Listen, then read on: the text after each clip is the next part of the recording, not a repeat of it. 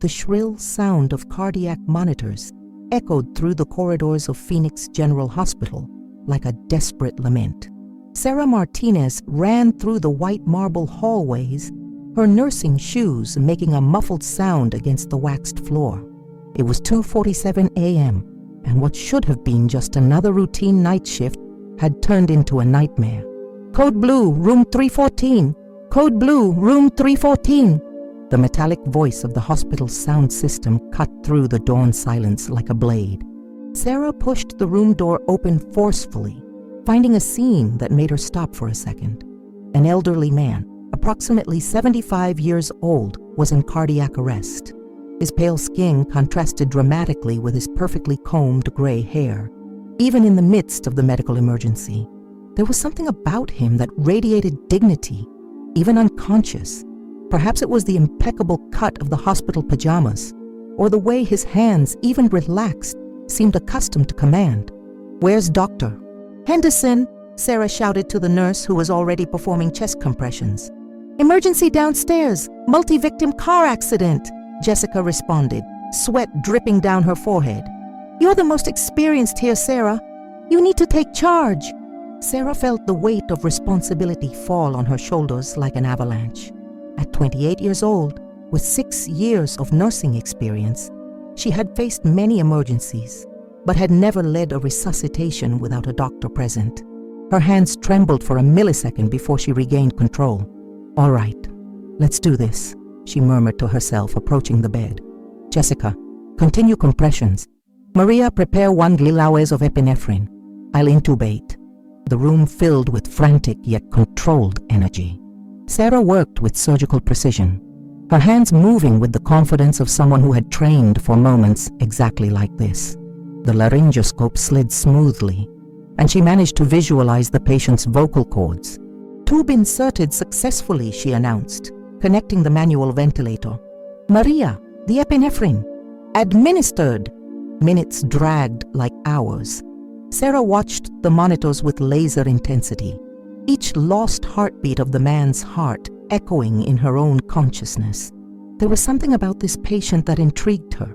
Even unconscious, he emanated a presence she couldn't explain. "We have rhythm," Jessica shouted, pointing to the monitor. The man's heart had started beating again, weak but steady. Sarah felt a wave of relief course through her body, but knew the battle was far from over. The next minutes would be crucial. "Let's stabilize him," she said, checking vital signs. Blood pressure 90/60, heart rate 58. He's weak but stable. While the team worked to stabilize the patient, Sarah noticed details she had missed during the emergency. The man wore a Patek Philippe watch that probably cost more than her annual salary. His nails were perfectly manicured, and there was a small but distinctive scar on his right hand, the kind of mark that told a story. "What's his name?" Sarah asked, checking the identification bracelet. "Vincent Romano," Jessica responded, reading the chart. 75 years old, admitted yesterday for routine gallbladder surgery. No family listed as emergency contact. Sarah frowned. It was strange for a man his age not to have any family contact, especially someone who clearly had considerable financial resources. At 4:15 a.m., Vincent Romano was stable, but still unconscious. Dr. Henderson finally arrived, exhausted after dealing with the multi-victim accident on the lower floor. "Excellent work, Sarah," he said, reviewing the medical records. "You saved his life. Without your quick intervention, he wouldn't have survived." Sarah felt a mixture of pride and exhaustion, but something bothered her.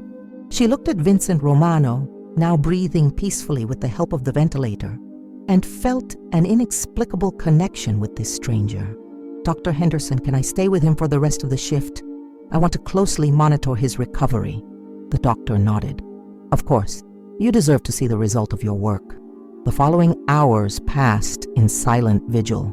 Sarah checked Vincent's vital signs every 15 minutes, adjusted his position to prevent bed sores, and talked to him, even knowing he probably couldn't hear her.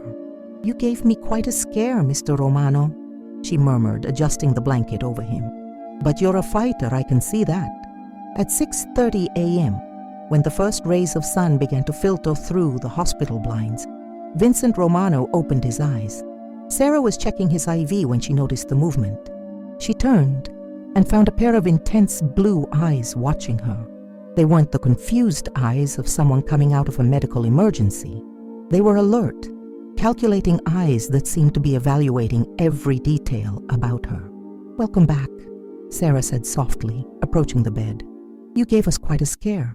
How are you feeling?" Vincent tried to speak, but the breathing tube was still in his throat. Sarah noticed his frustration and placed a gentle hand on his arm. "Don't try to talk yet. The tube will come out soon. You had a cardiac arrest during the night, but you're stable now." Vincent's eyes fixed on hers with an intensity that made her feel as if he were reading her soul. There was gratitude there, but also something more, an assessment, as if he were taking mental note of every word, every gesture. Dr. Henderson arrived for morning rounds and, after examining Vincent, decided to remove the breathing tube. "You were lucky, Mr. Romano," the doctor said while working. "Nurse Martinez here saved your life. If she hadn't acted so quickly..." Vincent coughed when the tube was removed, his voice hoarse when he finally managed to speak. "Thank you," he said, his voice carrying a slight accent that Sarah couldn't identify. His eyes remained fixed on her. "What's your full name?" "Sarah Martinez," she replied, surprised by the formality of the question. "Sarah Martinez," he repeated, as if he were engraving the name in his memory. "Do you have family, Sarah Martinez?" The question caught her off guard. It was a strange question for a patient to ask, but there was something in the way he asked it that didn't seem invasive. It seemed protective. "I have my mother and my younger brother," she replied hesitantly. "Why do you ask?" Vincent didn't respond immediately. Instead, he studied her face with an intensity that made her feel exposed. "You're a good person, Sarah Martinez. I can see that." There was something in the way he said it that made Sarah feel it wasn't just a casual comment. It was a statement, almost like a verdict. The rest of the morning passed quickly. Sarah finished her shift at 7 a.m., but something made her hesitate before leaving. She returned to Vincent's room, who was now sitting up in bed, looking much more alert. "How are you feeling?" she asked. "Better, thanks to you." He paused. "Sarah, may I ask a personal question?" She nodded, curious. "Why did you become a nurse?" The question surprised her with its simplicity and depth at the same time. "My father died when I was 16, she said, the words coming out before she could censor them. "Cancer. I spent months in the hospital with him, seeing how the nurses made a difference, not just in his medical treatment, but in his spirit. They were guardian angels. I wanted to be that for other people." Vincent nodded slowly, as if her answer confirmed something he already suspected. "Your father would be proud of you," he said simply. Sarah felt tears sting her eyes. There was something in the way he said it, with such conviction, such certainty, that touched a part of her she rarely allowed others to see. "Thank you," she murmured. "Sarah," Vincent said when she turned to leave, "if you ever need anything, I want you to find me." She turned, confused. "Mr. Romano, that's very kind, but..." "It's not kindness," he interrupted, his voice carrying a weight she didn't understand. "It's a debt, and I always pay my debts." Sarah left the hospital that morning with a strange feeling. There was something about Vincent Romano that she couldn't forget. It wasn't just gratitude from a patient. There were layers to that man she had barely begun to scratch. As she drove home through the streets of Phoenix, bathed in the golden light of dawn, Sarah had no idea she had just saved the life of the most dangerous man in the city. Vincent Romano wasn't just an elderly patient with financial resources. He was the patriarch of one of the most powerful crime families in the American Southwest.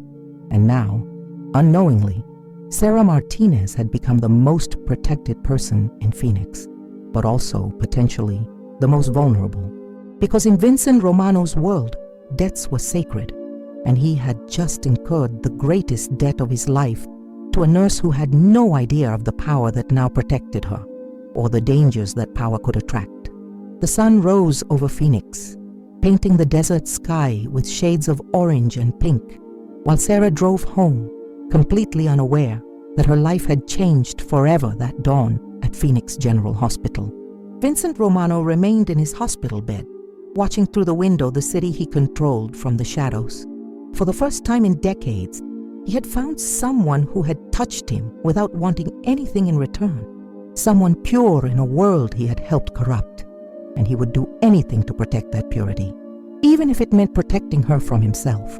3 days had passed since the night that nearly cost Vincent Romano his life, and Sarah Martinez couldn't get him out of her head. It wasn't uncommon for her to worry about patients, especially those she had helped save, but there was something different about Vincent. Maybe it was the way he looked at her, as if he could see through all her defenses, or maybe it was the intensity with which he had spoken about debts and gratitude. It was Thursday, 6:30 a.m., and Sarah was preparing for another shift at Phoenix General Hospital.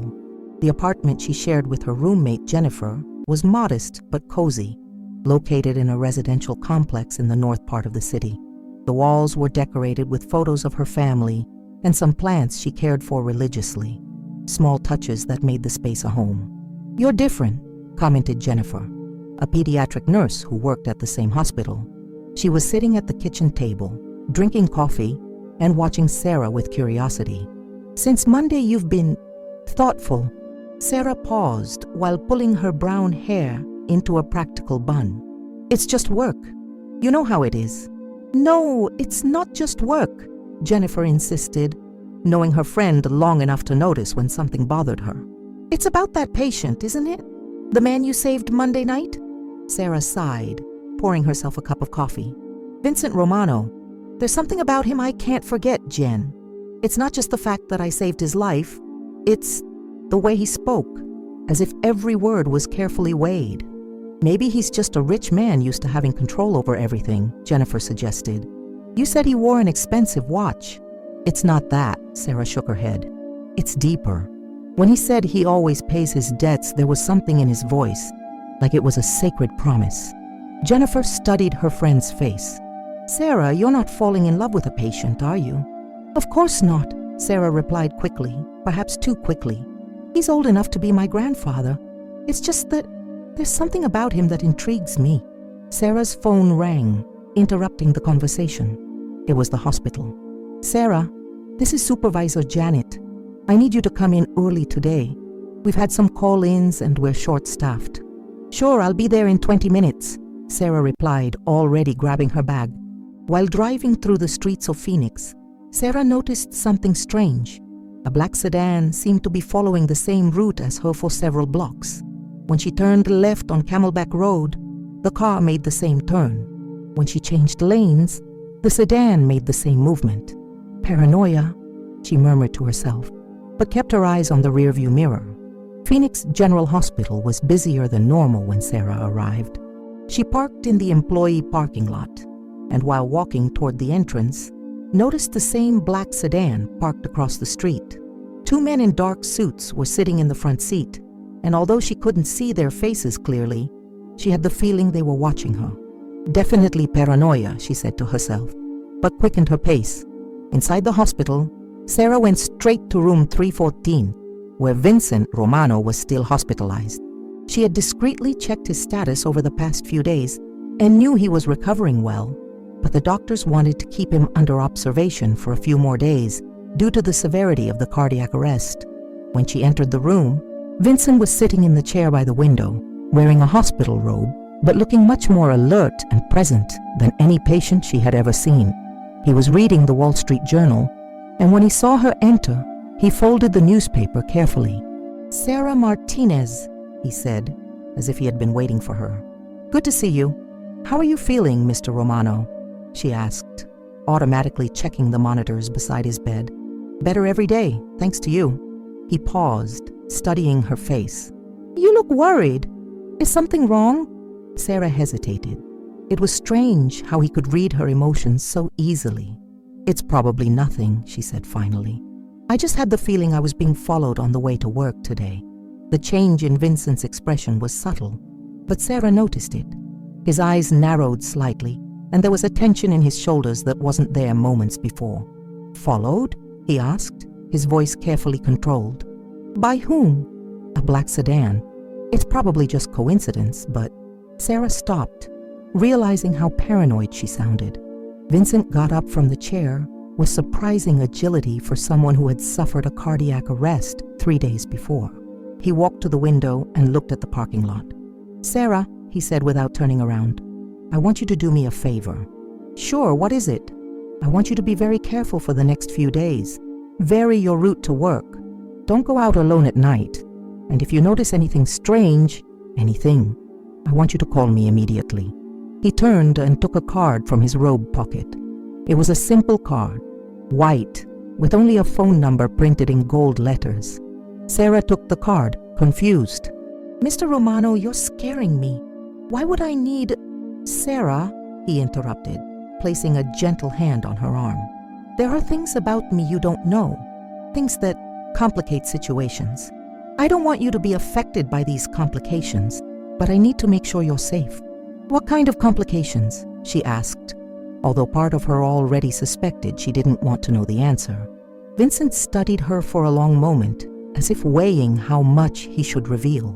"I'm a businessman, Sarah, but not all of my businesses are conventional. This means I sometimes have enemies, and these enemies might try to get to me through people who matter to me." Sarah felt a chill down her spine. "Mr. Romano, what exactly are you saying?" "I'm saying you saved my life, and that created a connection between us, a connection that certain people might try to exploit." He paused. "But I also want you to know that you're under my protection now. Nothing will happen to you while I'm alive." The way he said it, with such certainty, such authority, made Sarah realize that Vincent Romano wasn't just a wealthy businessman. There was power in his voice, the kind of power that came from decades of command and control. "Protection," she repeated. "Mr. Romano, I don't understand." A gentle knock on the door interrupted the conversation. "Doctor." Henderson entered, followed by a woman Sarah didn't recognize, an elegant woman of about 50, wearing an expensive suit and carrying a leather briefcase. "Mr. Romano," Dr. Henderson said, "this is Mrs. Catherine Walsh, your attorney. She said you were expecting her." Vincent nodded. "Thank you, doctor. Sarah, could you give us a moment of privacy?" Sarah nodded, still processing the conversation they had just had. As she left the room, she heard Vincent say to the attorney, "Catherine, I need you to run some background checks, discreetly." The door closed before Sarah could hear more, but she had the feeling the background check was about her. The rest of the day passed in a fog of confusion and worry. Sarah tried to concentrate on her patients, but her mind kept returning to the conversation with Vincent. What kind of man had lawyers visiting him in the hospital? What kind of business created enemies who could threaten innocent people? During her lunch break, Sarah decided to do some research of her own. She went to the hospital computer room and typed Vincent Romano Phoenix into Google. The results were interesting. There were several mentions of Vincent Romano in local business articles. He was listed as owner of several legitimate businesses, a construction company, some restaurants, an import company. But there was something about the way the articles were written, a certain caution in the words, that suggested there was more to the story. One article in particular caught her attention. It was from 2 years ago, from the Arizona Republic, with the headline, "Local Businessman Vincent Romano Denies Connections to Organized Crime." Sarah felt her stomach tighten as she read the article. Although Vincent had denied any involvement in criminal activities, and although he had never been formally charged with anything, there were persistent allegations and long-standing rumors about his connections to what the article delicately called organized criminal elements. "Oh my God," Sarah murmured, closing the browser quickly. She had saved the life of a possible mobster. The rest of the day passed in a blur. Sarah tried to process this information, tried to reconcile the kind and grateful man she had met with the implications of what she had read.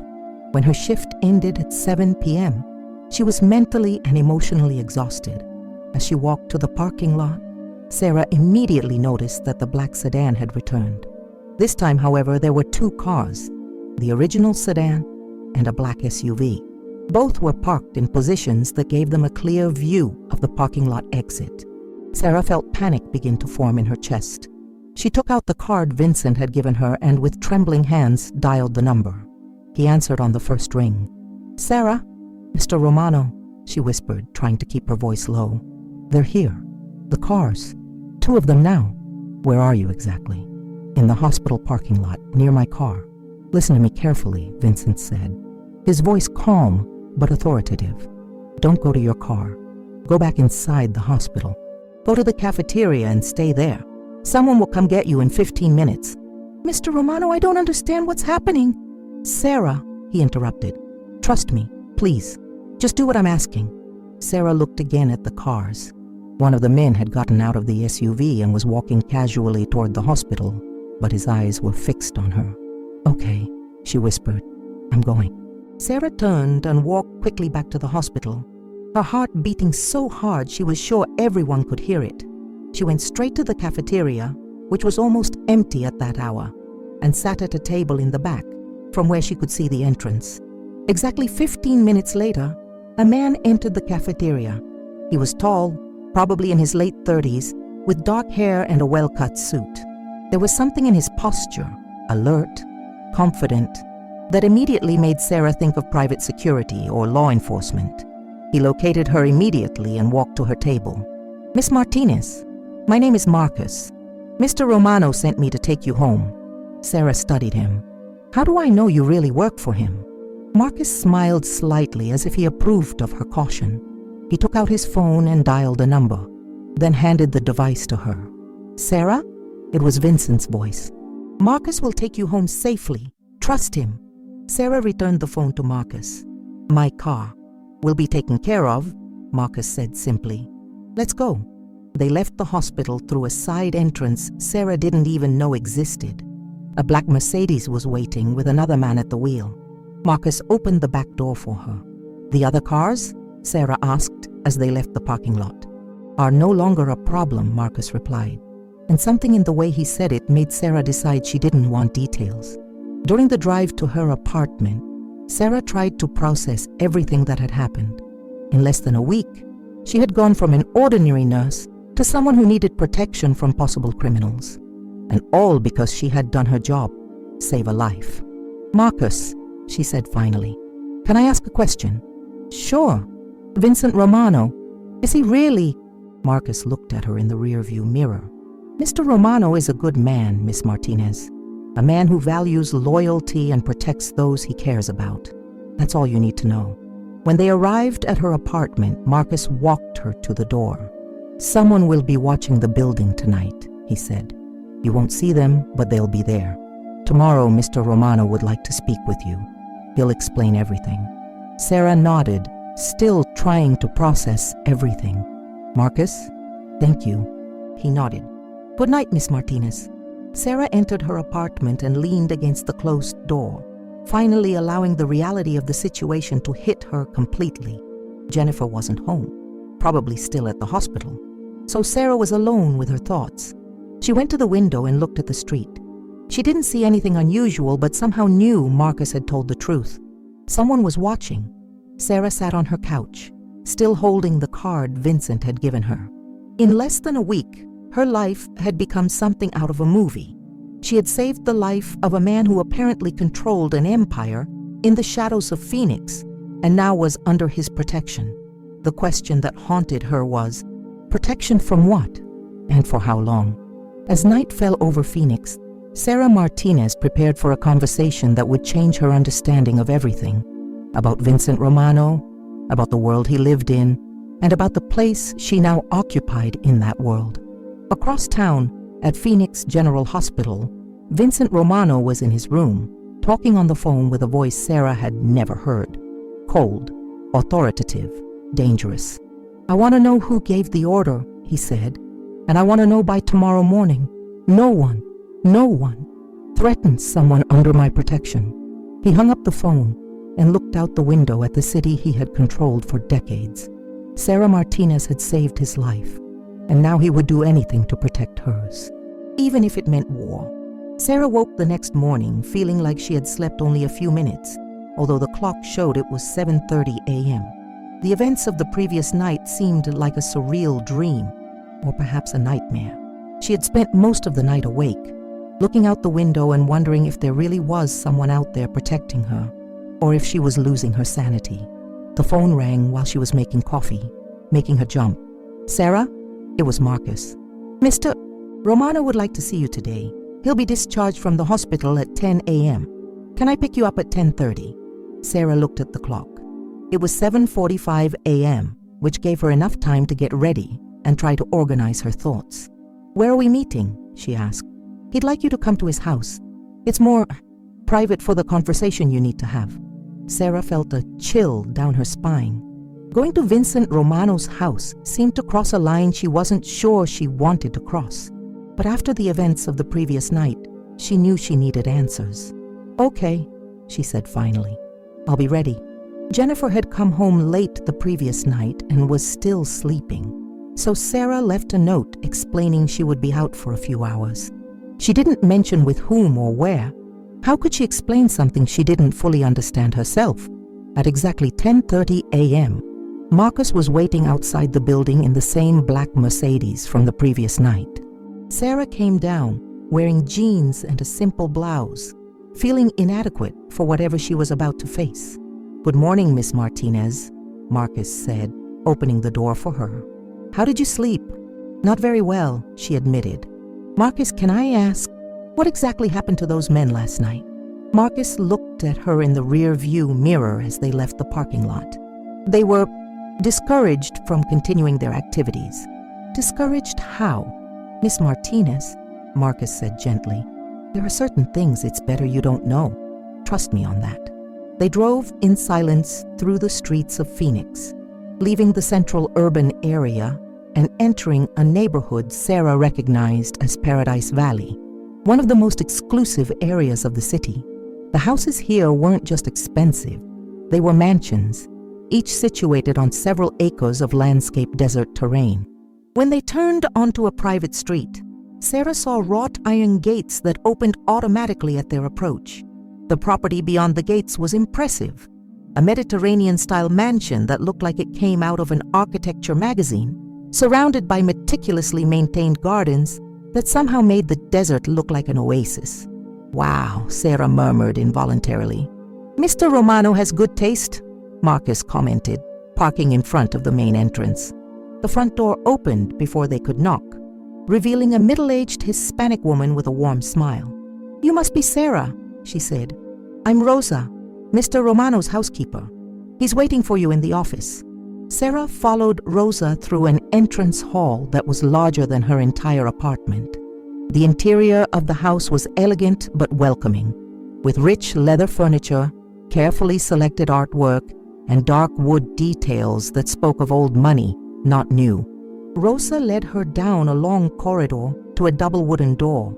She knocked gently. Come in, came Vincent's familiar voice. Sarah entered what could only be described as a power office. The walls were lined with floor-to-ceiling bookshelves. There was a stone fireplace on one wall, and behind a massive mahogany desk sat Vincent Romano. He looked completely different outside the hospital. Wearing a perfectly cut gray suit, with gray hair combed back and a posture that radiated authority, he looked exactly like what he was, a man accustomed to command. Sarah, he said, standing and walking around the desk to greet her. Thank you for coming. Please sit down. He gestured to two leather armchairs positioned near the fireplace. Sarah sat down, noticing that even this simple gesture seemed choreographed. Vincent had chosen seats that placed them at the same level, removing the power barrier his desk might have created. How are you feeling? Sarah asked, automatically falling into nurse mode. Vincent smiled. Physically? Much better, thanks to you. Emotionally? Worried about your safety. Mr. Romano, Sarah began, I need to understand what's happening. Last night was scary. Vincent nodded, his expression becoming serious. You deserve answers, Sarah, and I'm going to give you the truth, even if it's complicated. He stood and walked to one of the windows overlooking the gardens. My family came to the United States from Sicily in 1952. My father, Giuseppe Romano, was a man who understood that sometimes the law wasn't enough to protect those he loved. He built a business, several businesses, that prospered because he offered services that others couldn't or wouldn't offer. Sarah felt her stomach tighten. What kind of services? Vincent turned to face her. Protection, dispute resolution, ensuring that agreements were honored, not always through conventional means. You're talking about organized crime, Sarah said, her voice barely above a whisper. I'm talking about a family that took care of its community when no one else would, Vincent replied. But yes, Sarah, some of the methods we used weren't legal. Sarah stood abruptly, beginning to pace around the office. So it's true. You're a mobster. I am the head of a family that controls certain interests in Phoenix and the Southwest, Vincent said calmly.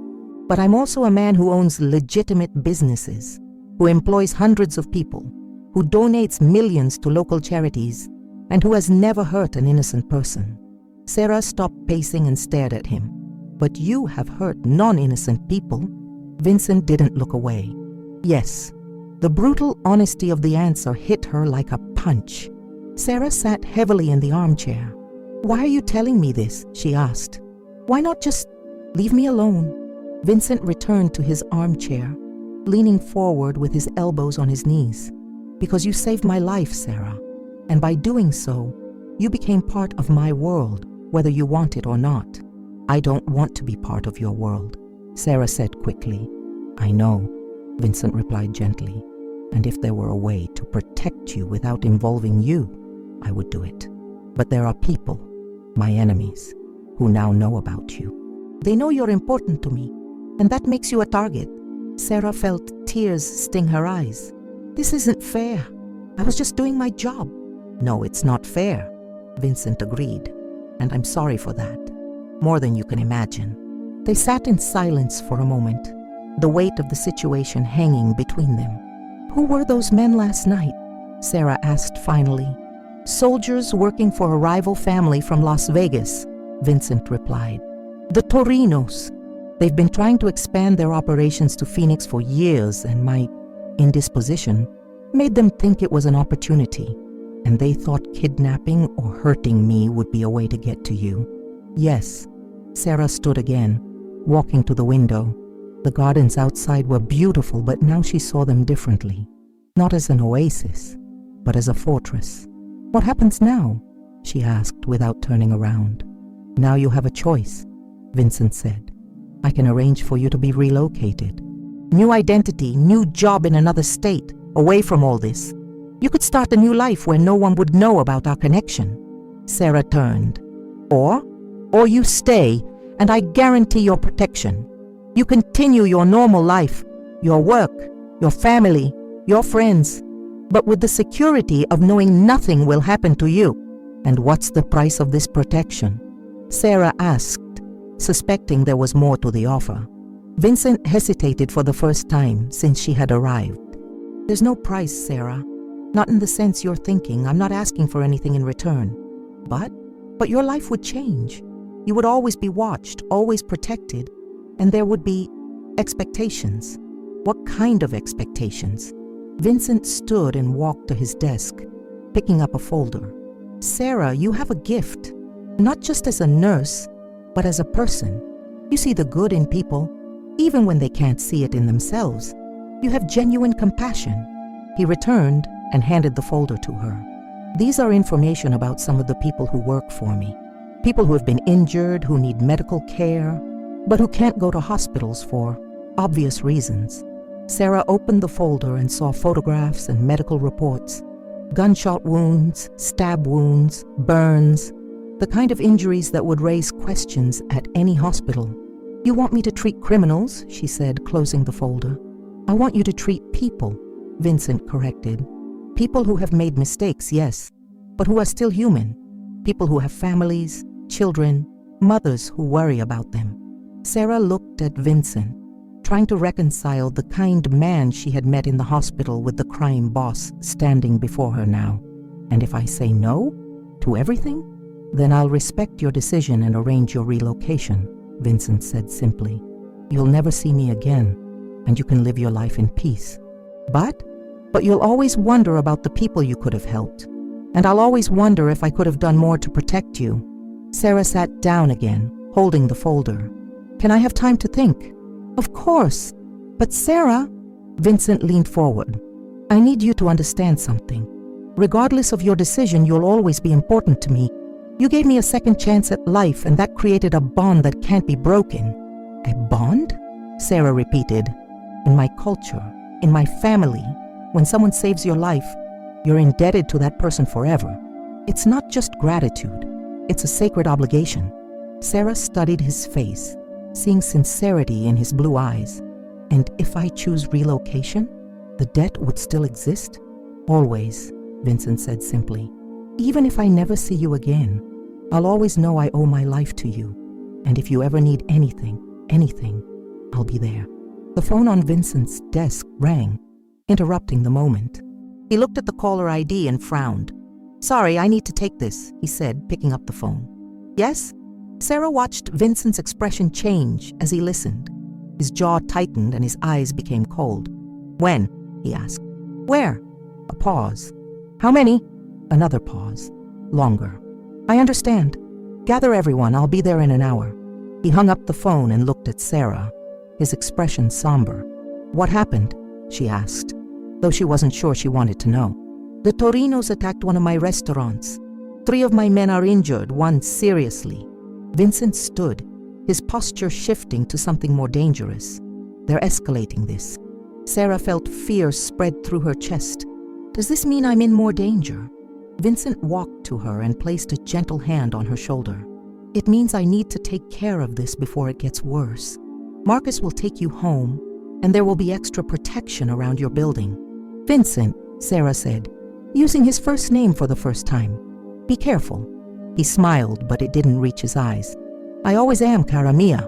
As Marcus drove her back home, Sarah looked out the window at the streets of Phoenix, seeing the city in a completely new way.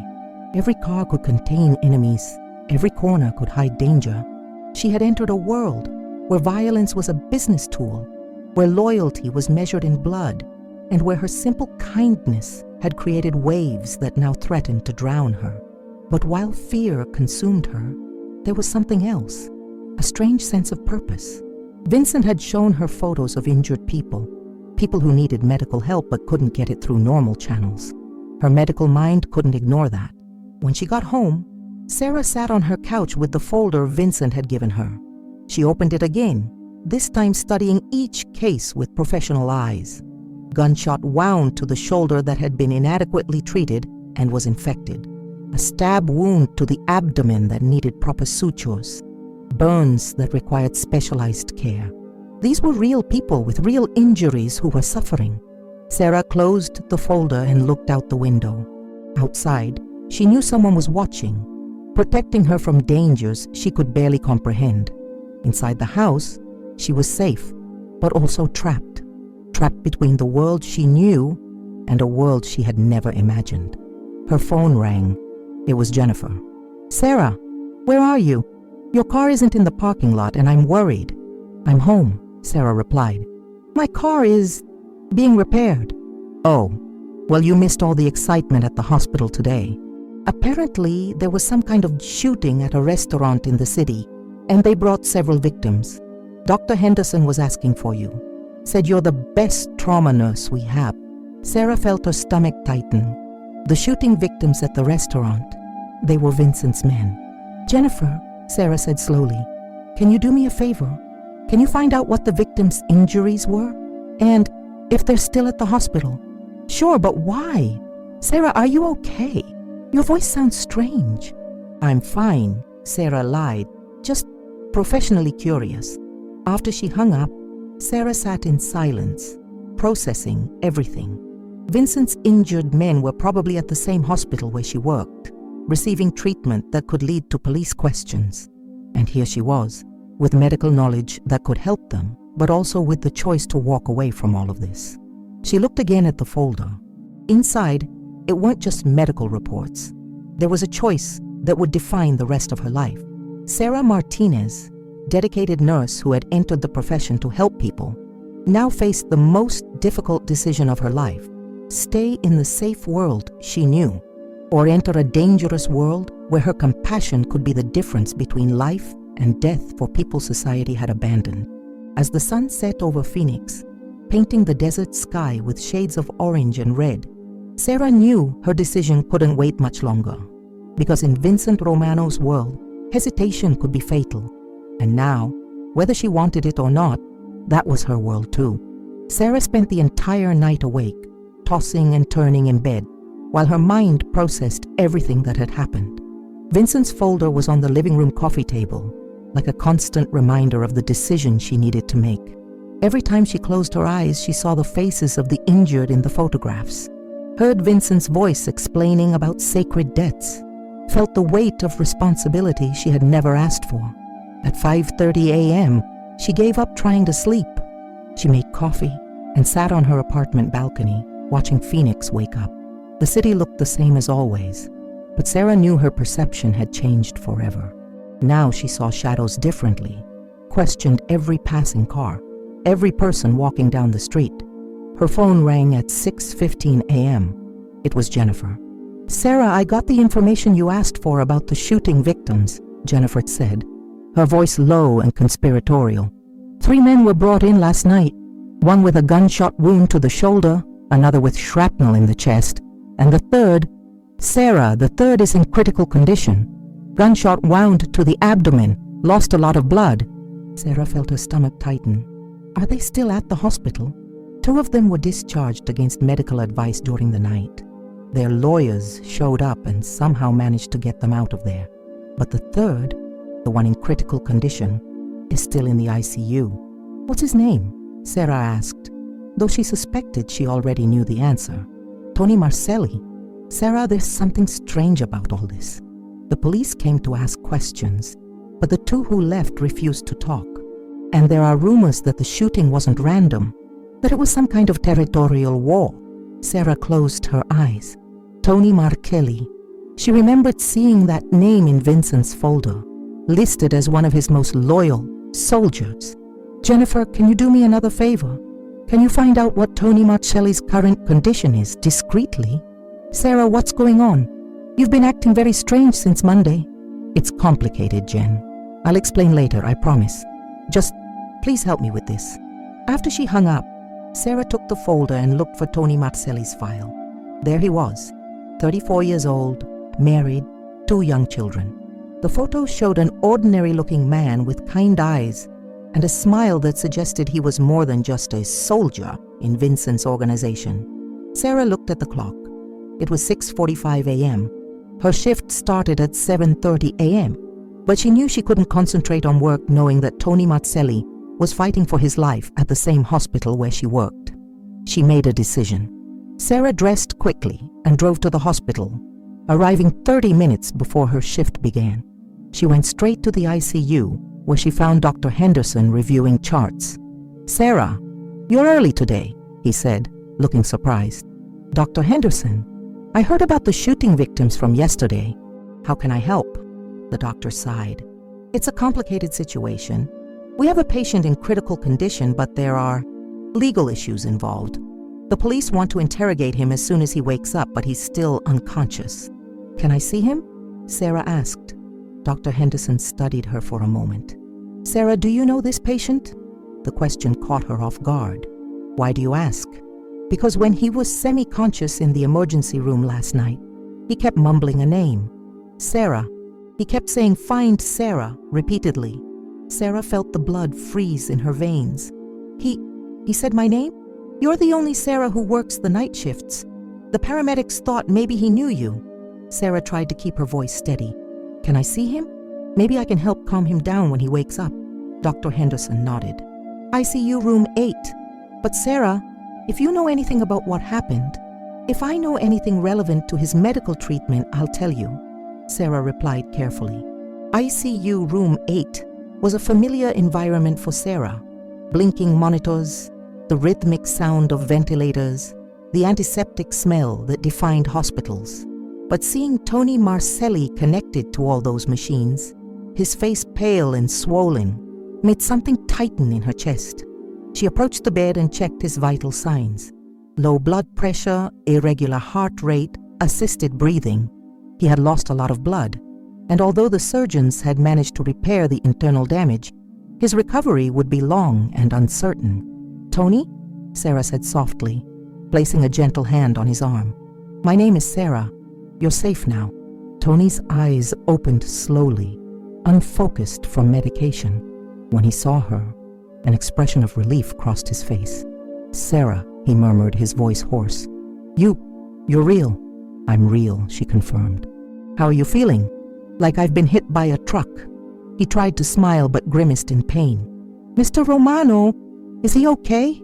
Sarah looked around to make sure they were alone. "He's fine. He's worried about you. I need to talk to him." Tony tried to sit up, but Sarah gently stopped him. "You need to rest. Your body has been through serious trauma." "Sarah," Tony grabbed her arm with surprising strength. "They know about you. The Torinos. They know you're important to him." "I know," Sarah said calmly. "Vincent told me." Tony studied her with eyes that, despite the medication, were alert. "He told you? Everything?" "Enough. And you're still here." "I'm still here." Tony relaxed slightly. "You're brave. Or crazy. I'm not sure which." "Probably both," Sarah admitted. "Tony, I need to ask, do you have family?" "Wife, 2 children, Maria and the twins, Carlo and Sofia. They're 5 years old." His eyes filled with tears. "They don't even know where I am. Maria thinks I'm on a business trip." Sarah felt her heart tighten. "Are they safe?" "Mr. Romano ensured that. They're in a safe place until this is over." "Tony," Sarah said carefully, "what exactly happened last night?" Tony closed his eyes for a moment. "It was an ambush. We were at the restaurant, just having dinner when they came in shooting. It wasn't a robbery. They knew exactly who we were." "How many were there?" 6, maybe 7. Professionals. They wanted to send a message." The room door opened and Dr. Henderson entered with 2 Phoenix police detectives. "Mr. Marcelli," one of the detectives said, "I'm Detective Rodriguez. I need to ask some questions about last night's incident." Tony looked at Sarah, then at the detectives. "I want my lawyer." "Mr. Marcelli, you were the victim of a crime. We're trying to help." "I want my lawyer," Tony repeated, his voice stronger now. Sarah stepped away from the bed. "I'll let you talk." "Nurse?" Detective Rodriguez called to her. "Do you know this man?" Sarah turned, keeping her expression neutral. "He's my patient.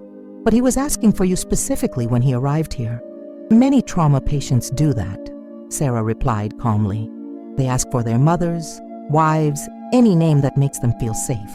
The detective studied her for a moment but didn't ask more questions. Sarah left the ICU with her heart beating hard. She had just lied to the police, and the realization hit her like a punch. In less than a week, she had gone from a law-abiding nurse to someone who was actively protecting criminals. Her phone vibrated, a text message from a number she didn't recognize. "Need to see you. Urgent. V." Sarah looked around, then replied, "I'm at the hospital. Can't leave now." The response came immediately. "Marcus is on his way. Trust me." 15 minutes later, Sarah saw Marcus enter the hospital. He walked casually to the reception, spoke with the receptionist, then headed to where Sarah was. "Miss Martinez," he said when he approached, "Mr. Romano needs to see you immediately. There's a situation." "What kind of situation?" "The kind that can't wait," Marcus replied, his expression serious. Sarah looked at the clock. It was only 9:30 a.m., and her shift went until 7 p.m. "I can't just leave." "It's already been taken care of," Marcus said. "You received a family emergency that requires your immediate attention." Sarah stared at him. "How did you—" "Mr. Romano has many contacts, Miss Martinez. Let's go." During the drive to Vincent's house, Marcus explained the situation. "The Torinos have escalated things. They attacked 2 of Mr. Romano's legitimate businesses this morning, a construction company and a restaurant. No one was hurt, but the message was clear." "What message?" "That they won't stop until Mr. Romano withdraws from Phoenix or dies." Sarah felt a chill run down her spine. "And Vincent? What will he do?" Marcus looked at her in the rearview mirror. "He'll do what he always does when his family is threatened. He'll protect it." When they arrived at Vincent's mansion, Sarah immediately noticed there was more security. Men in dark suits were positioned around the property, and there were at least 3 additional cars in the parking area. Rosa greeted her at the door, but this time her expression was tense. "He's in the office," she said simply. Sarah found Vincent on the phone, speaking rapidly in Italian. When he saw her, he ended the conversation abruptly. "Sarah," he said, standing, "thank you for coming." Marcus said there was an urgent situation. Vincent gestured for her to sit, but this time he remained standing, walking to the window. "The Torinos have declared war, Sarah. This means the rules have changed." "What rules?" "The rules that kept civilians out of this. The rules that protected innocent people." He turned to face her. "They attacked my legitimate businesses this morning. That means they no longer care about keeping things professional." Sarah felt fear spread through her chest. "What does this mean for me?" "It means you're no longer safe in Phoenix. Not while this isn't resolved." "Resolved how?" Vincent didn't answer immediately. Instead, he walked to his desk and picked up a different folder from the one he had shown her the day before. "Sarah, I'm going to make you an offer, a one-time offer." He handed the folder to her. Inside were documents, a new identity, employment records, even medical references. "Dr. Sarah Matthews," Vincent said. "Registered nurse with 6 years of experience. Newly hired by Denver Regional Hospital. Apartment already rented, car waiting, bank account with enough money to start a new life." Sarah looked at the documents, her mind trying to process what she was seeing. "You want me to disappear?" "I want you to live," Vincent corrected. "I want you to have the chance to have the normal life you deserve." "And if I don't want to go?" Vincent sat heavily in his armchair. "Then you stay, and I do everything in my power to protect you. But Sarah, you need to understand, if you stay, there's no going back. You become part of this, forever." Sarah closed the folder and looked at Vincent. "And Tony Marcelli? And the other men who were injured? Who's going to take care of them? We have doctors who ask questions?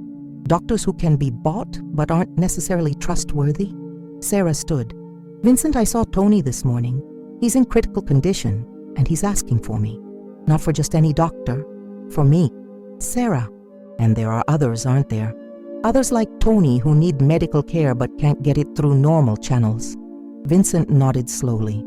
"Yes, people with families. People who, regardless of the choices they've made, are still human. Yes." Sarah walked to the window, looking at the gardens she now knew were a fortress. "If I stay, if I accept taking care of these people, what guarantees can you give me?" "What kind of guarantees?" "That I'll never be forced to do something that goes against my medical oath. That I'll never be asked to hurt someone.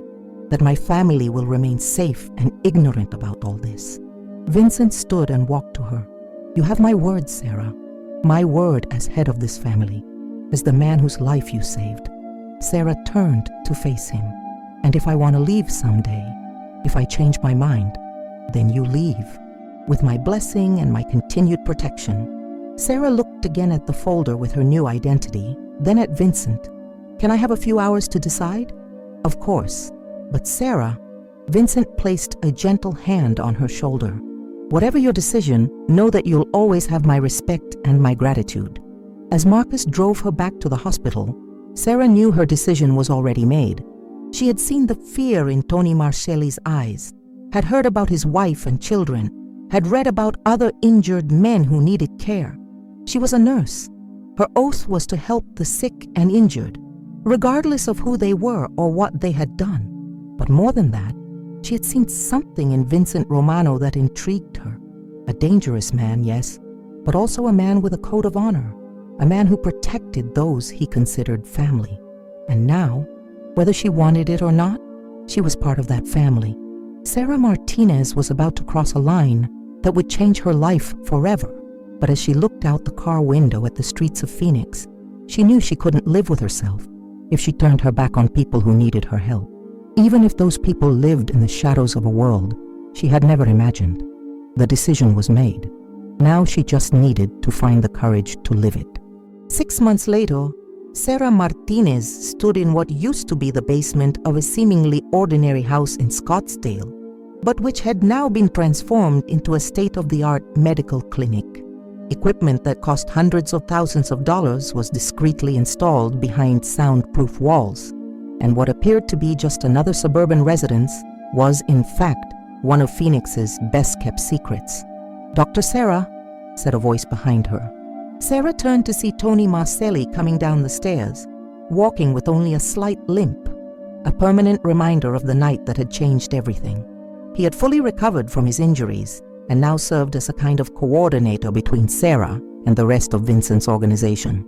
"Tony, how many times do I need to tell you to just call me Sarah?" she said, smiling, while checking the medication inventory in a locked cabinet.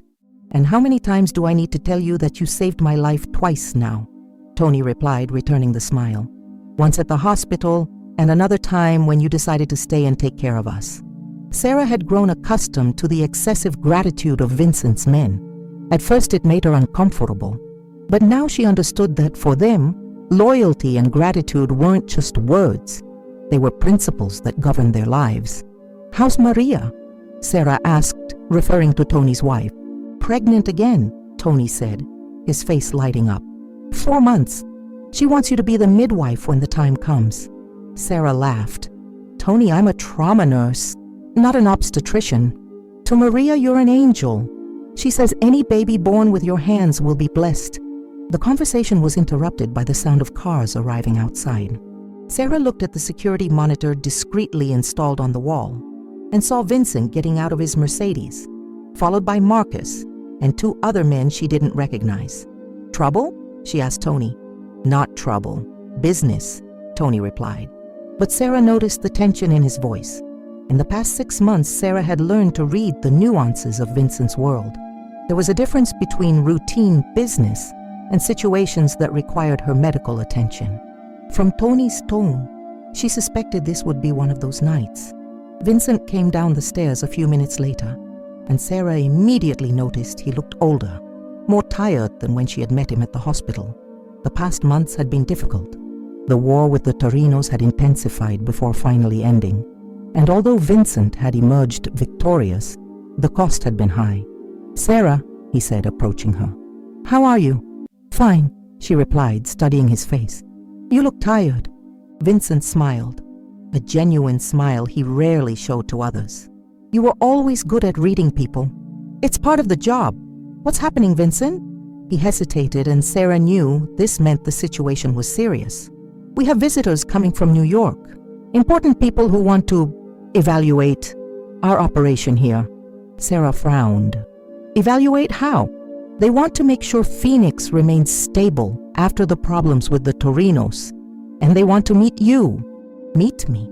Sarah felt a chill down her spine. "Why?" Vincent walked to one of the medical chairs and sat heavily.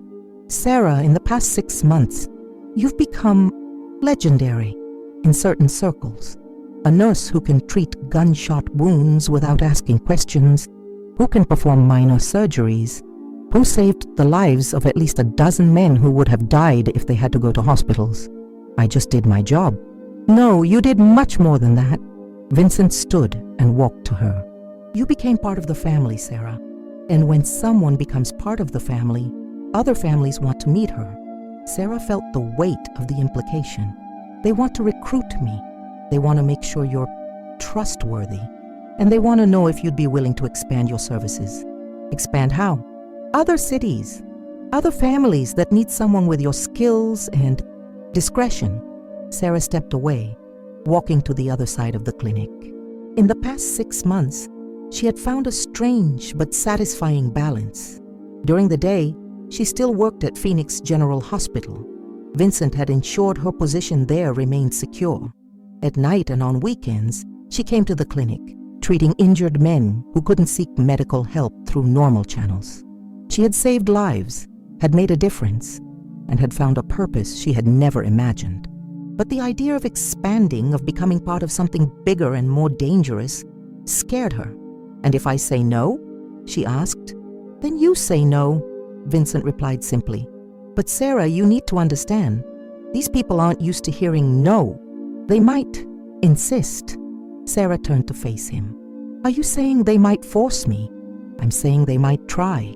But as long as I'm alive, no one forces you to do anything." The fierce loyalty in his voice reassured her, but also reminded her of how deeply she had become involved in this world. "When do they arrive?" she asked. "Tomorrow night. There will be a dinner. You don't have to go if you don't want to." Sarah considered this. Actually, I want to go. I want to meet these people who want to evaluate my trustworthiness." Vincent smiled. "I hoped you'd say that." The sound of footsteps on the stairs interrupted them. Marcus came down, followed by a man Sarah recognized as one of Vincent's soldiers, a young man named Danny, who had been shot in the shoulder 2 weeks before. "Dr. Sarah," Danny said, using the title all the men had adopted for her.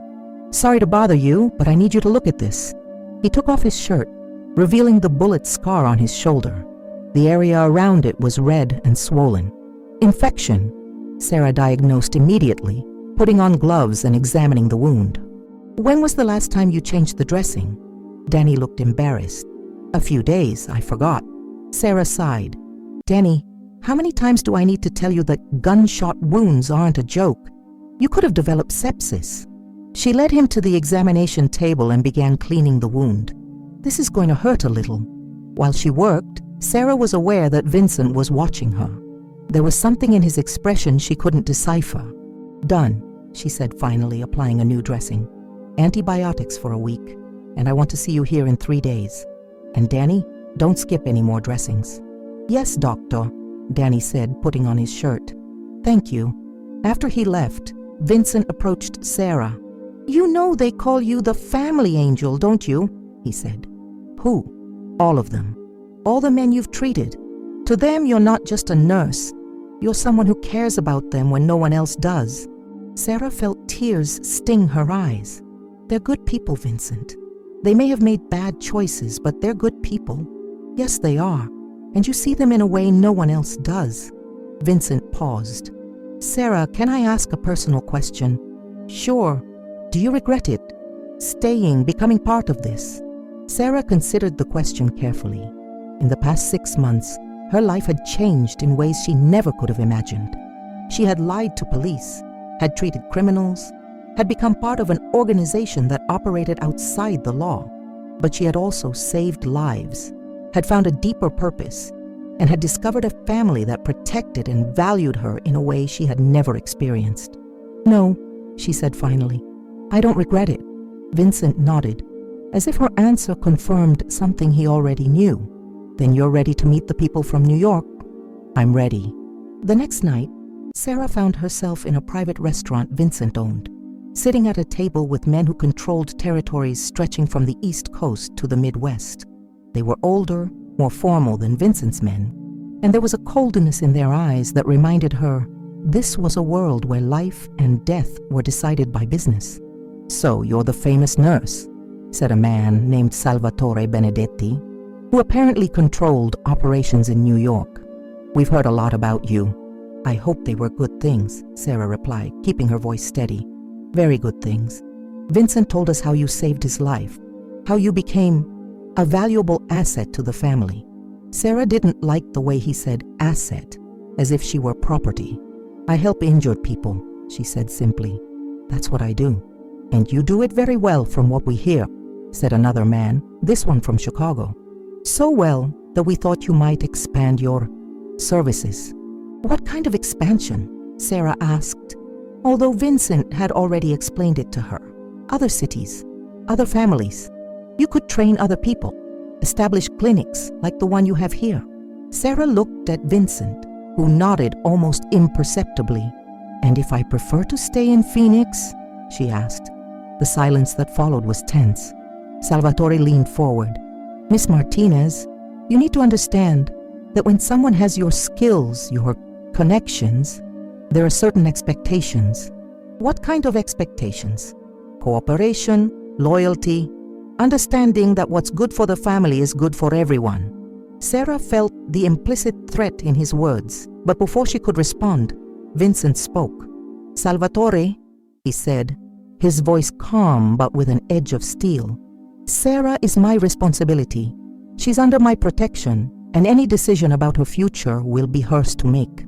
"Vincent," Salvatore replied, "you know how these things work. When someone becomes so valuable, it's no longer just a personal decision." "In this case, it is," Vincent said, his voice becoming colder. "Sarah saved my life. That creates certain obligations you need to respect." The tension at the table was palpable.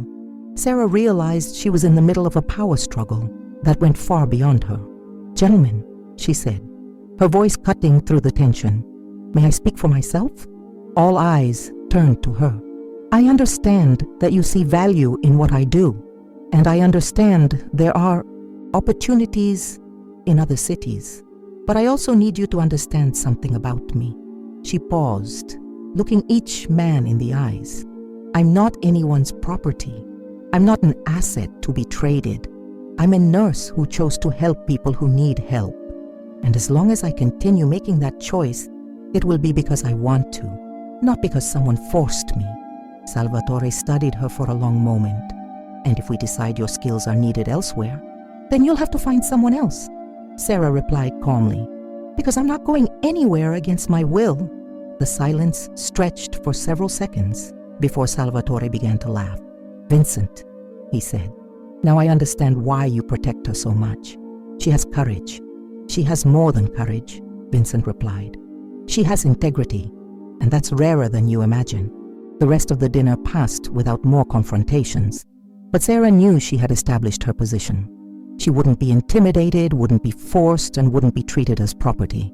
When the night ended and Vincent drove her home, they drove in silence for several minutes before he spoke. "You know they might try to pressure you in other ways," he said. "I know. But Vincent, if I start giving in now, where does it end? Today they want me to go to New York. Tomorrow, they might want me to do things that go against everything I believe in." Vincent nodded. "You're right. And I want you to know that regardless of the pressure they apply, you'll always have my protection. And if that causes problems for you..." Vincent stopped the car in front of Sarah's building and turned to face her. "Sarah, there are some things in life worth fighting for. You're one of them." Sarah felt tears sting her eyes. "Vincent, you gave me a second chance at life," he continued. "You showed me there's still goodness in the world, even in dark places. That's worth any problem that might arise." Sarah got out of the car, but before closing the door, she leaned in to speak with Vincent. "Thank you for everything, for protecting me, for giving me a choice, for treating me like family. You are family, Sarah, you always will be." As Sarah went up to her apartment, she reflected on the journey she had made in the past 6 months. She had started as a simple nurse who had saved a stranger's life. Now she was part of a family that protected her, valued her, and respected her in a way she had never experienced. Yes, it was a dangerous world. Yes, there were risks she had never imagined. But there was also purpose. There was connection. And there was the satisfaction of knowing she was making a difference in the lives of people no one else cared to help. Sarah Martinez had found her place in the world, a place she never could have imagined, but which she now couldn't imagine leaving. Across town, Vincent Romano was in his office, looking out the window at the city he protected and controlled. He had built an empire based on power and fear, but Sarah had shown him there was also room for compassion and kindness. She had saved his life that night at the hospital, but in many ways, she had saved his soul too, and he would do anything to protect both. As Phoenix slept under the starry desert sky, two lives that should never have crossed continued intertwined by a debt that had transformed into something much deeper, a connection that transcended worlds, a loyalty that defied conventions, and a familial love that proved that even in the darkest places, light could still shine. Sarah Martinez had chosen to stay in a world of shadows, to be the light others needed. And Vincent Romano had found in her goodness a reason to be a better man than he ever thought he could be.